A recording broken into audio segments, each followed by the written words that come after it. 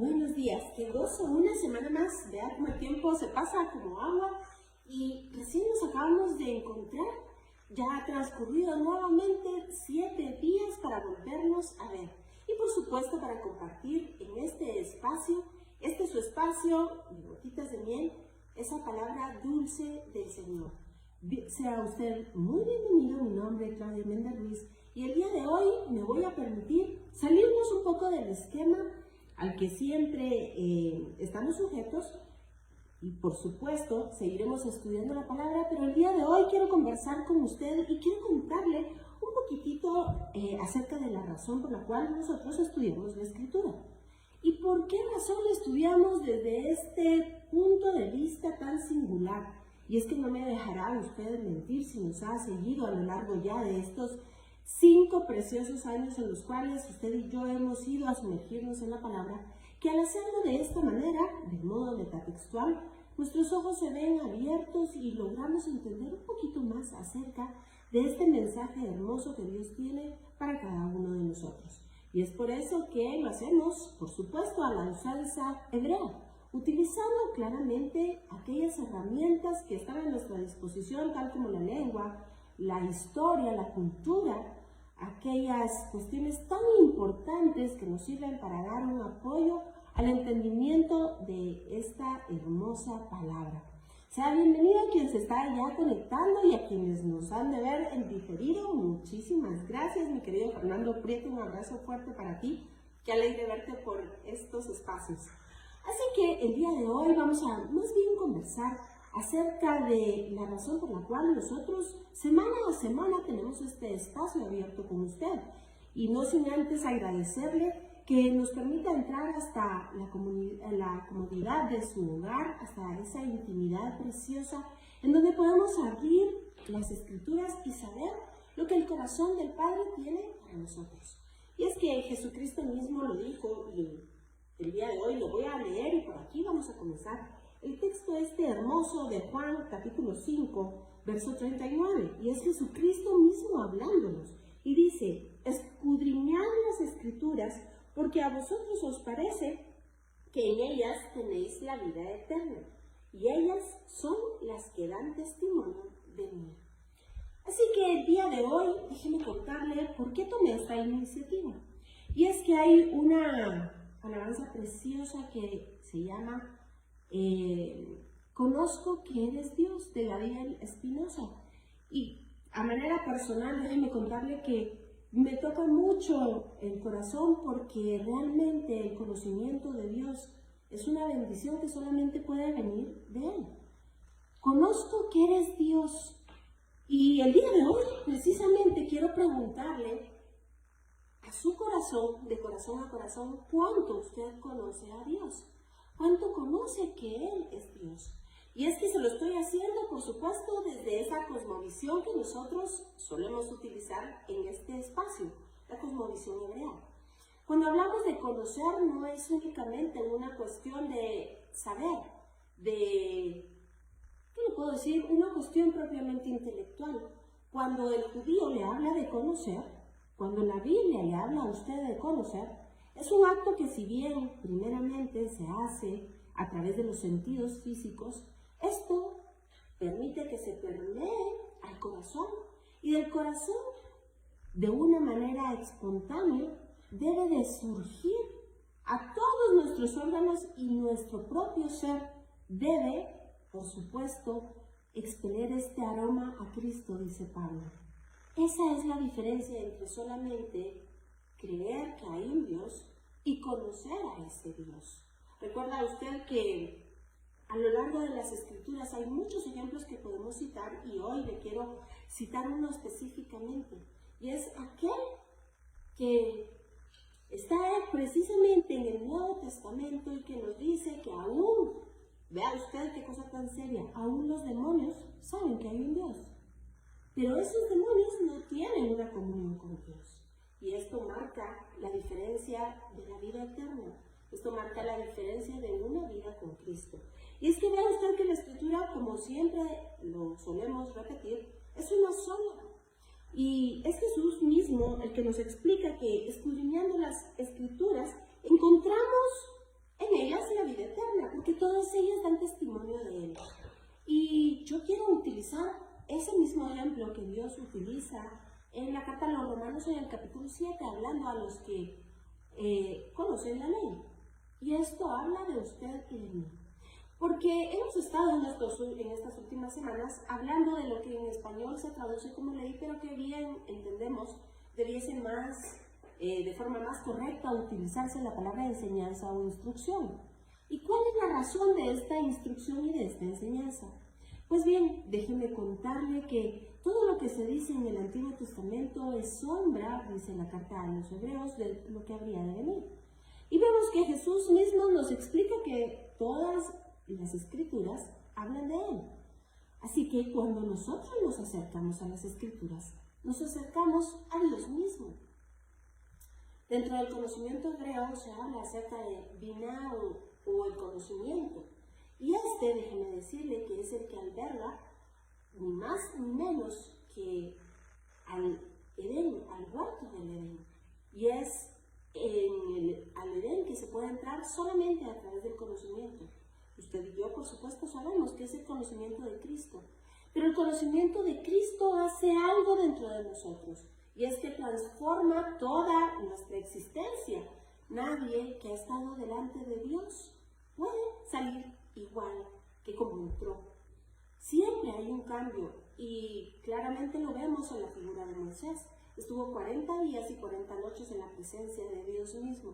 Así que cuando salió, su mismo rostro refulgía claramente, no de su propia capacidad, sino de la luz que reflejaba a causa de con quién había estado. Claramente es un ejemplo de lo que debiese suceder el día de hoy. ¿Y por qué estudiamos entonces la ley? Porque déjeme decirle que la ley o la enseñanza, todo lo que está escrito y descrito en el Antiguo Testamento, es ni más ni menos que una enseñanza para nosotros o una descripción de la santidad de Dios. Es el estándar mismo de Dios señalado en letras. ¿Y saben? Lo más asombroso es que la promesa de Dios es llevarnos a la estatura del varón perfecto. Y claramente la estatura del varón perfecto no es otra sino la de Jesucristo. Claro, no por nuestra posibilidad, sino por la muchedumbre de sus misericordias. Y es aquí cuando entendemos el texto precisamente de la carta a los Efesios, que estoy buscando, y véngase usted conmigo por favor, porque claramente Pablo nos lo explica y dice así en el capítulo 2 de la carta a los Efesios. Véngase conmigo por favor al verso 4 y dice: pero Dios, que es rico en misericordia, por su gran amor con que nos amó. Y recuérdese usted que en hebreo la palabra amor es ahavá, que se deriva de la raíz gramatical o el shoresh hav, que esto quiere decir dar. Así que no puede haber amor si no hay una entrega, si no hay quien dé. Esto es el amor real, el amor descrito en la Biblia, que por supuesto tiene un nombre y se llama Yehoshua HaMashiach, Jesús nuestro Dios. Por tal razón dice: por esto amó Dios al mundo de tal manera que se dio a sí mismo, que entregó a su Hijo, entendiendo el tecnicismo hebreo que Hijo es ni más ni menos que la corporalidad del Dios vivo. Así que Dios se entregó en cuerpo a sí mismo para dar la vida por nosotros. ¿Por qué razón? Porque había un saldo, había algo que pagar, había una cuenta pendiente. Y esa cuenta solo se pagaba con la muerte. Y la muerte no de cualquiera, la muerte de un pariente redentor. Esto quiere decir un pariente cercano. Y esta es la razón por la cual en este tiempo de Shavuot o fiesta de semanas o fiesta santa de Pentecostés, se lee precisamente el rollo de Ruth, de esta hermosa historia del pariente redentor. Es el pariente más cercano, el único que podía, de manera, por supuesto, voluntaria, entregar su vida por aquel pariente que debía de redimir. Y así vemos esa historia hermosa de Booz y Ruth, que no se lo voy a contar, pero que les sugiero que pueda leerla en este tiempo tan hermoso. Y es por esto que la Biblia empieza en el capítulo 2 del libro de Ruth, hablando acerca de que esta moabita, esta mujer que estaba, de acuerdo a lo descrito, sin esperanza, sin Dios, sin pacto, sin nada en el mundo, pero por su gran amor con que nos amó, a ella también la hizo regresar a casa, es decir, irse a refugiar debajo de las alas del Dios Altísimo.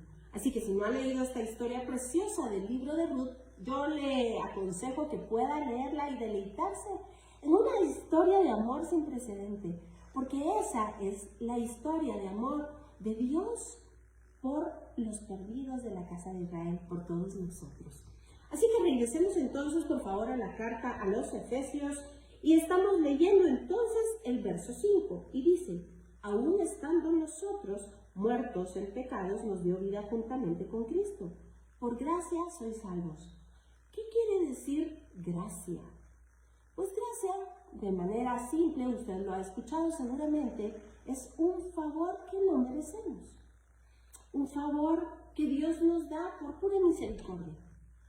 Y se ha tergiversado esto cuando leemos, por supuesto en el español, la carta a los romanos, con algunas traducciones un poco difíciles de poder llegar a su sentido tal en el español. Pero si analizamos cómo Dios nos ha amado y ha amado a su creación y nos ha amado desde el principio, yo quiero regresar a Génesis y por supuesto recordarnos que ahí surgió la desconexión con Dios. Dios quería que todos nosotros viviésemos una eternidad con Él, desconectados. Pero fue ahí cuando el hombre pecó. Y al entrar el pecado, por supuesto, usted sabe que delante de la presencia de Dios no puede haber pecado. Así que se da esta desconexión y Dios se ve obligado a sacar al hombre y a la mujer del huerto. ¿Sabe por qué razón lo sacó? Por una muy simple. Porque si hubiesen estado delante de la presencia de Dios, inmediatamente hubieran caído fulminados. Así que Dios lo hizo también por amor. Dios permitió que el hombre saliese y no regresase en esta condición caída para vivir una eternidad en condición caída. ¿Sabe por qué? Porque Dios se ha procurado una relación con el hombre, una relación íntima con su creación, con el hombre específicamente. Es por esto que, sabiendo que la única forma de pagar la cuenta pendiente que teníamos a causa del pecado era muriendo, en el capítulo 7 de la carta a los romanos nos explica que de la misma manera que una mujer, y esto dice para los que conocen la ley, y cita ni más ni menos que toda la enseñanza acerca del matrimonio. Porque déjeme contarle que la figura del matrimonio establecida aquí en esta tierra nos habla de Jesucristo y su novia, su futura esposa, la iglesia. Pero de la misma manera que Israel pecó, que Israel fue desechada y le fue dado carta de divorcio, Dios, por sus muchas misericordias, la vuelve a traer así. Y es ahí entonces donde Pablo nos explica acerca de la ley. Pero déjeme aclarar que no está hablando, cuando dice que esta ley está abolida, que está fuera de moda, que ya no se utiliza, no está hablando de la ley de Moisés. Si estuviese hablando de la ley de Moisés, estaríamos en serios problemas. ¿Sabe por qué? Porque no tendríamos ningún mecanismo para regresar a casa. Jesucristo mismo vino a dar cumplimiento a esa ley, para entonces podernos redimir a causa de esa ley y podernos llevar de regreso a casa. Así que si las reglas no estuviesen claras, tendríamos un Dios quizá un poco mal de la cabeza. Y nuestro Dios es un Dios puntual, es un Dios recto, es un Dios justo, es un Dios verdadero, es un Dios que no cambia, es un Dios que hace justicia. Y que la justicia no se la saca de un momento a otro inventada o, no sé, de una manera aleatoria.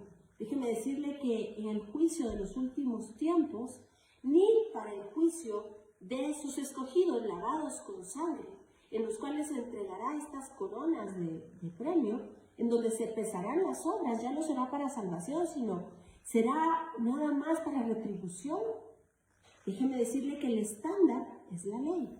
Pero también en la segunda resurrección, en el juicio del trono blanco, cuando se paren delante de él todos sus enemigos y sus adversarios, déjeme decirle que el estándar será también el estándar de la ley establecido en esta hermosa palabra. Así que si Dios no diera cumplimiento a su palabra, Dios no sería el Dios que es, el Dios soberano, el Dios poderoso, el único y verdadero Dios, el Dios eterno que es el mismo y que no cambia, en quien no hay sombra de variación. Vea usted qué importante, por eso no podemos expresar comentarios fuera de la palabra, refiriéndonos a ella misma. Dios tiene una razón para cada cosa. Así que continuamos leyendo. Y dice, verso 6, y juntamente con él nos resucitó. Vea usted que de aquí en adelante nos va a hablar acerca del acompañamiento que Cristo nos ha dado. Vea, y juntamente con él nos resucitó. Y asimismo nos hizo sentar en los lugares celestiales con Cristo Jesús. Vea que dice, y asimismo. Y dice que juntamente con él nos sentó con Cristo Jesús. Verso 7. Para mostrar en los siglos venideros las abundantes riquezas de su gracia en su bondad, para con nosotros en Cristo Jesús. Porque repite nuevamente, por gracia sois salvos. Es decir, esto es porque a él le plujo, no porque nosotros lo hicimos. Es más, nosotros ni conocíamos el concepto de salvación. Estábamos absolutamente perdidos en nuestros delitos y pecados. La palabra nos explica que estábamos tohu efe, es decir, semejantes a nada, a cero. No éramos nada. Pero dice, porque por gracia sois salvos por medio de la fe. Y esto no de vosotros, pues es un don de Dios. Vamos a ver entonces qué quiere decir un don de Dios. Y un don es un regalo. Es un regalo que probablemente nosotros ni siquiera tenemos la idea de lo que se trate. Es un obsequio. Y es, déjame decirle que la emuná, el testimonio que Dios ha puesto en nuestro corazón de Él. Así que no crea que la fe es un esfuerzo suyo ni mucha concentración. Ni siquiera es el estar pensando en algo ni el estarse autoconvenciendo de algo. Para nada. Dice acá que la fe es un regalo que Dios nos ha hecho y este regalo es el testimonio que ha puesto de sí mismo en nosotros. Y este es un punto importante.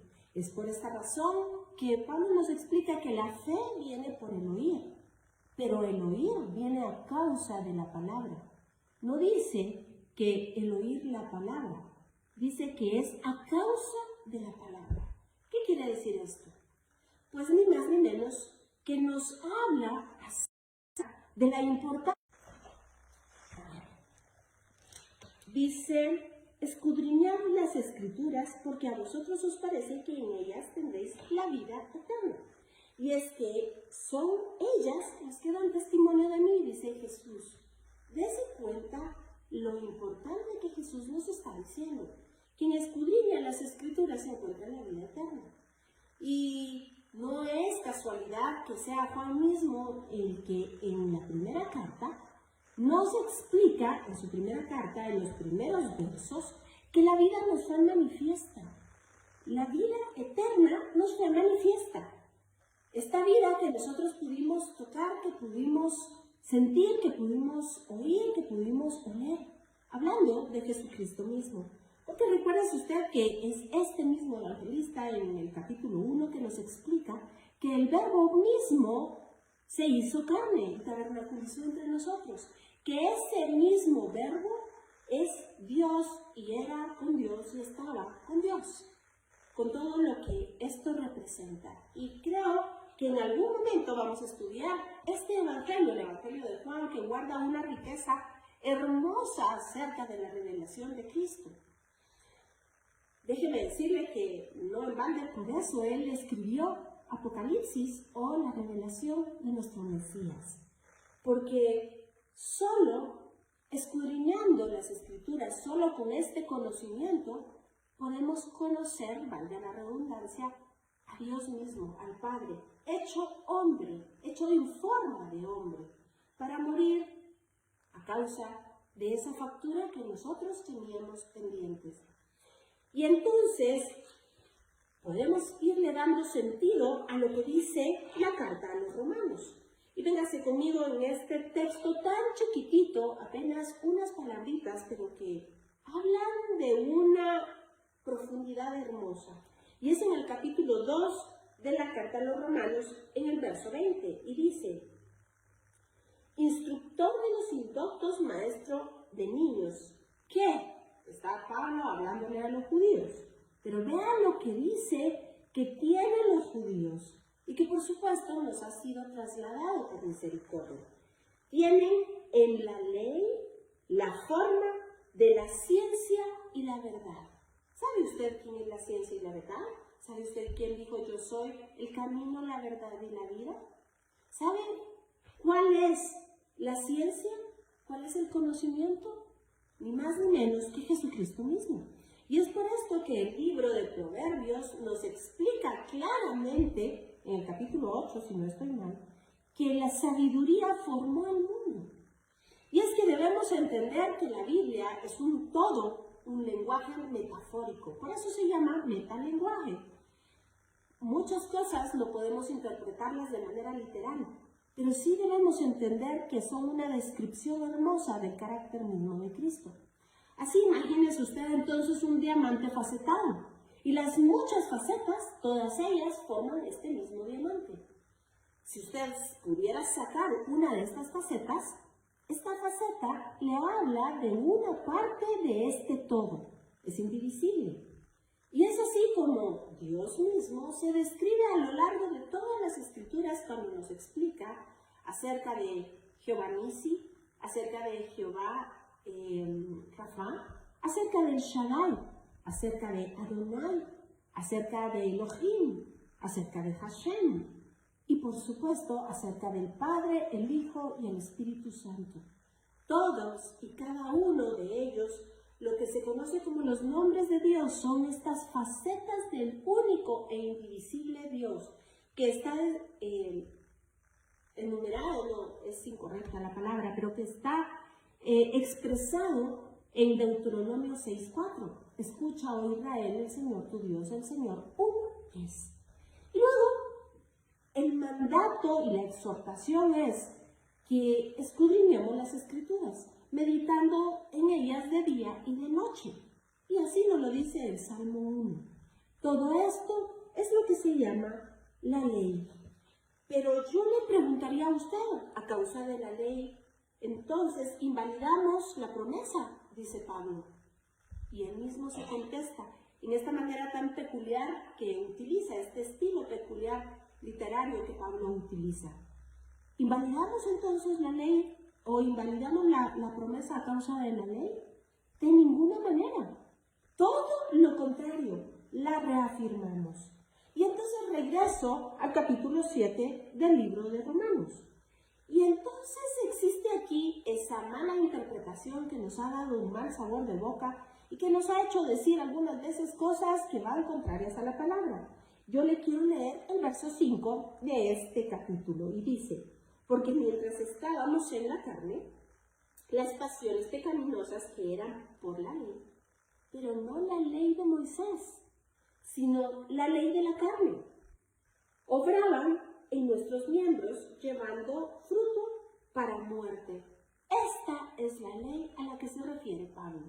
La ley de la carne, la ley de muerte, esa ley que va contraria al deseo del corazón de Dios que seamos más como Él. Ahora vamos al verso 7 y dice: ¿qué diremos pues? ¿La ley es pecado? En ninguna manera.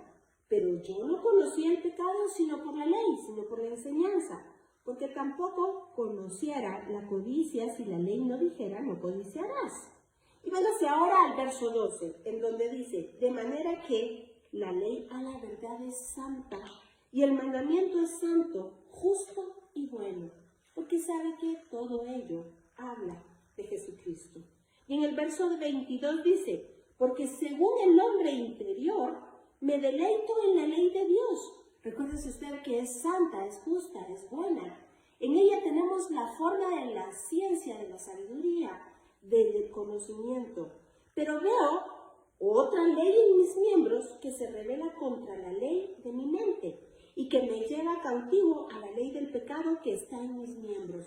¿Se da usted cuenta cómo Pablo nos explica la diferencia de la ley de nuestros miembros? Esta es la ley a la que llama la ley de la muerte, la ley del pecado. Y por supuesto la ley que es santa, que es digna, en la que está el conocimiento, la sabiduría. ¿De quién? Pues ni más ni menos que de Jesucristo mismo. Porque vea usted que dice en el primer verso, en el capítulo 8, dice, ahora pues, ninguna condenación hay para los que están en Cristo Jesús, los que no andan conforme a la carne, es decir, la ley de la carne, sino conforme al Espíritu. Porque la ley del Espíritu de vida en Cristo Jesús me ha librado de la ley del pecado y de la muerte. ¿Qué más claro puede haber? Así que entonces podemos regresar, si usted me acompaña, a la carta a los Efesios, y con esto vamos a ir terminando porque nos quedan apenas un par de minutitos. Y dice así, verso 8, en el capítulo 2, carta a los Efesios. Porque por gracia sois salvos, por medio de la fe, y esto no de vosotros, pues es don de Dios. Es decir, Dios pone en nosotros ese testimonio, por eso dice la palabra que el Espíritu nos explica, nos da convicción del pecado y del juicio. Por supuesto, también de la gracia y de la misericordia. Y vea usted, porque por gracia sois salvos por medio de la fe, y esto no de vosotros, pues es don de Dios. No por obras, para que nadie se gloríe, porque somos hechura y creados en Cristo Jesús para buenas obras, las cuales Dios preparó de antemano para que anduviésemos en ellas. Entonces, dentro de nuestra fe, ¿es conveniente las obras? Por supuesto que sí. Estas son evidencia de lo que hemos creído, evidencia de la transformación.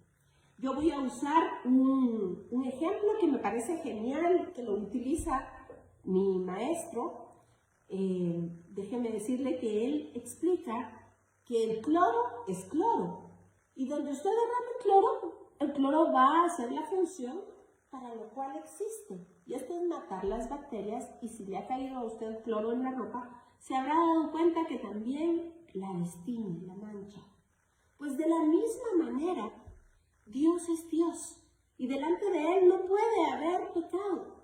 Delante de Él cae fulminado aquel que esté en pecado. Y esta es la razón por la cual Él nos enseña el camino para regresar así.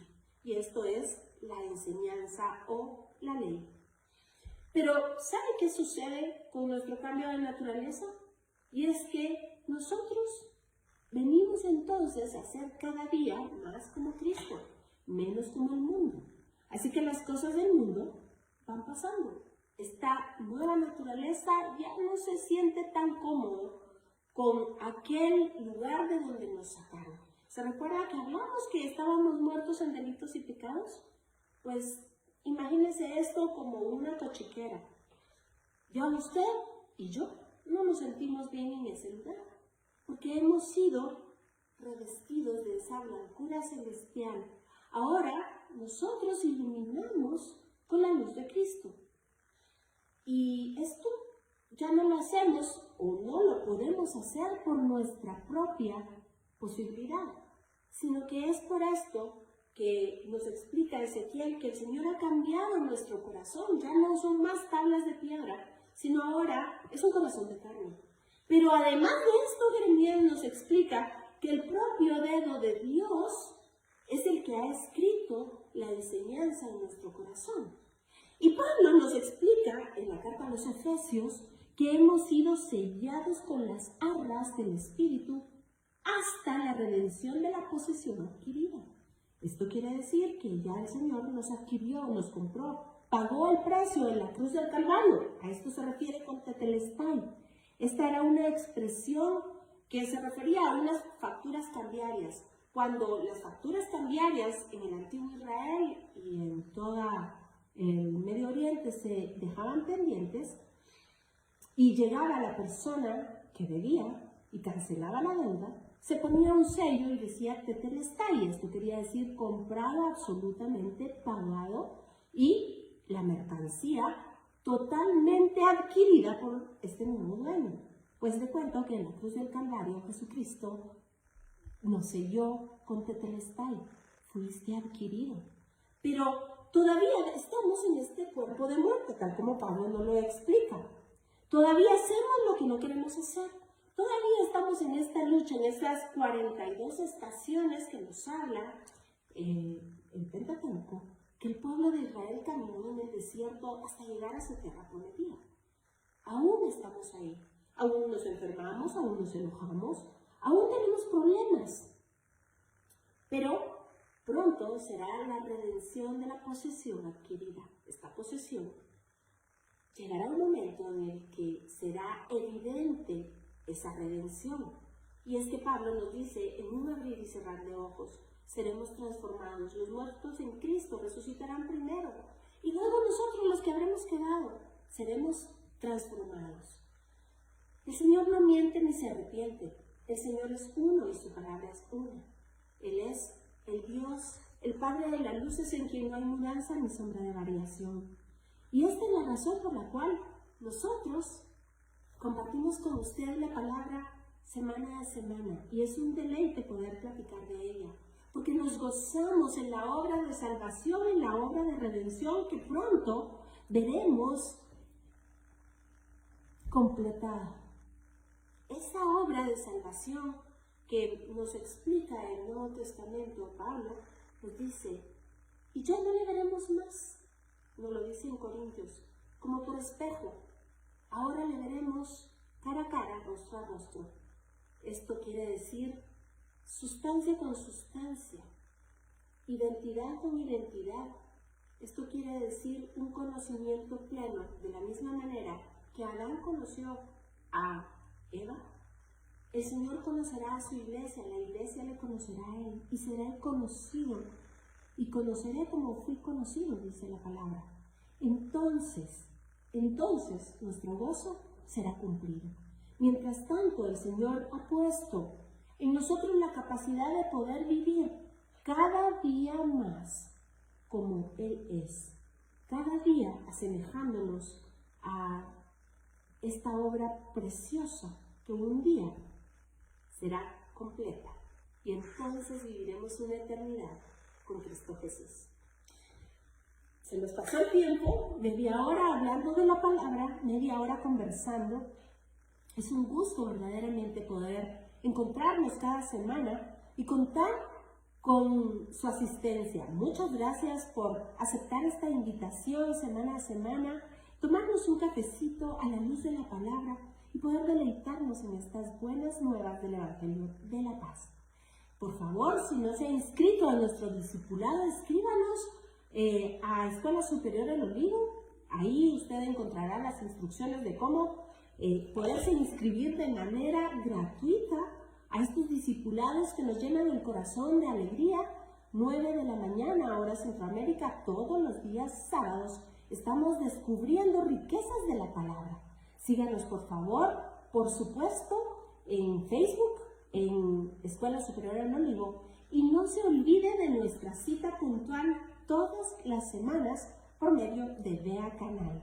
Así que, por favor, denos compartir, háganos llegar sus inquietudes, háganos llegar sus comentarios, háganos llegar sus preguntas, que son muy bien recibidas. Y con el favor del Señor, nos vemos la próxima semana y no se despegue de esta buena compañía, Vea Canal. Muchas bendiciones.